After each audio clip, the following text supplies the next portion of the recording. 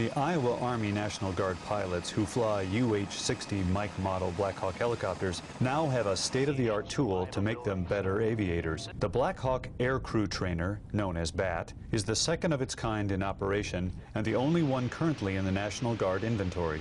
Aviators have demanding jobs requiring an exceptionally high degree of skill.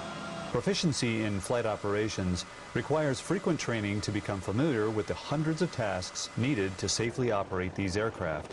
One way to become a better pilot in the sky is to practice simulated flying on the ground. The Iowa National Guard BAT simulator can accurately mimic the real thing.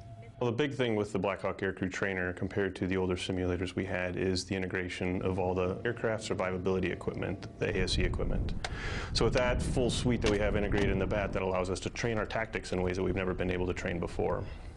This $9 million trainer offers the full functionality of the new Black Hawk, but costs about half as much as the actual aircraft.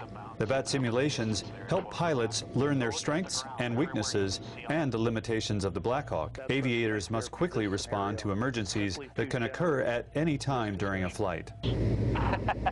Pushing the limits there, huh? I've found that just by being in the simulator and spending the amount of time that we get allotted to spend in it, that it allows me to see what my limits truly are as opposed to what I think that they are. In addition to poor weather, bad visibility, or just mechanical failures, all right, so we have a number 2 engine out. Pilots may face enemies on the battlefield intent on downing the helicopter. We need that number 1 engine.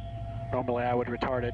The BAT instructors can simulate dozens of scenarios to enhance the pilot's skill and tactics to evade disaster and come home safely. I love being able to get aviators to think somewhat outside the box and to realize that in certain scenarios there's no real right answer. It's always being able to make sure the occupants survive the engagement, make sure the aircraft survives the engagement, and getting aviators to think on their feet. And that's something that the simulator allows us to do that we've never been able to do before.